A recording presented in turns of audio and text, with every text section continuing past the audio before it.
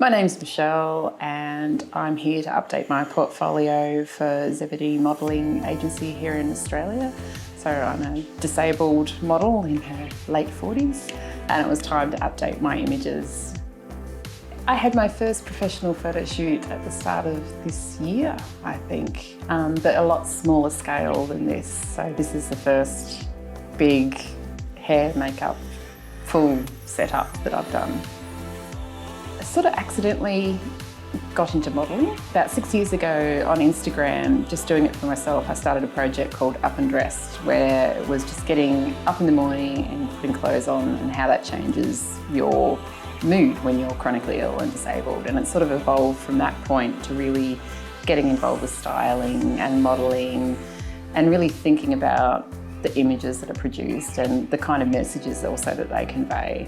And then slowly over time, that sort of fed into newspaper articles and magazine shoots. And then eventually I did Melbourne Fashion Week, and then it's sort of gone from there. And yeah, joined Zebedee Modelling Agency at the start of the year as my first professional modelling agency. And now here I am. I'm a total sucker for anything editorial and artsy. That's if it's big and bold and you can see that real creative side behind it. Love it. Finding diverse disabled models is still another step in the modelling industry, and I think that's across the board. So there's marginalised groups represented, but still just small subsets within, and I think you see that with disability as well.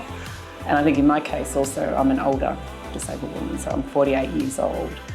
And really you just don't see us as like we don't exist. We're some mythical creatures that, are out in the fog somewhere with the unicorns or something like that. So, I mean, part of the impetus for me is to show that we do exist. And so more diversity across the board, because the disability community is incredibly diverse and you wouldn't know that from what we see on our screens. And I'm saying that as, I'm a wheelchair user and, reasonably slim and all that kind of stuff. But I would love to see more of us out there that represents our beautiful, diverse community that we have.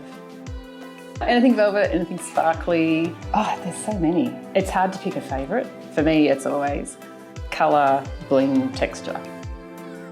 In 2018, we did Access to Fashion at Melbourne Fashion Week. And that was the first of its kind in Australia, where the whole show, every single model was disabled. Everything came together to support us and put the show on, and that was the first time that it happened here. It was brilliant, not just for the wider community to see that, but for the disability community as well, to see ourselves as part of the fashion community and being visible and seen. It was one of those moments where it was just like, wow. It's hard to describe the feeling backstage of looking around the room and every single person there had a disability and everyone was rocking their outfits and having a ball. I don't know, my son's a photographer, so his thing to me was just relax. You're always going to feel like you're stuffing it up, but you're always going to think it much more than anyone else is ever going to think it. You're probably doing it like 100% fine.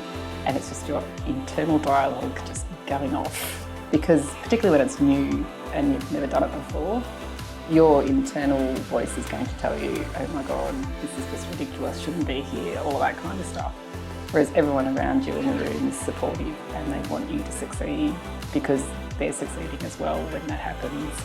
And to keep that constantly in your mind, that everyone is there for you, to support you, and I'm not going to be thinking that you're ridiculous. I would love to do a big editorial artsy spread celebration of older disabled models. Not just myself, other older disabled women. Much more relaxed. I think it's so hard to know, because I know my personal style's a bit out there, but to come and have other people celebrate that as well, and it was really good fun. I really enjoyed it. It was so much easier than I thought it was going to be. So yeah, I feel way more relaxed now. So.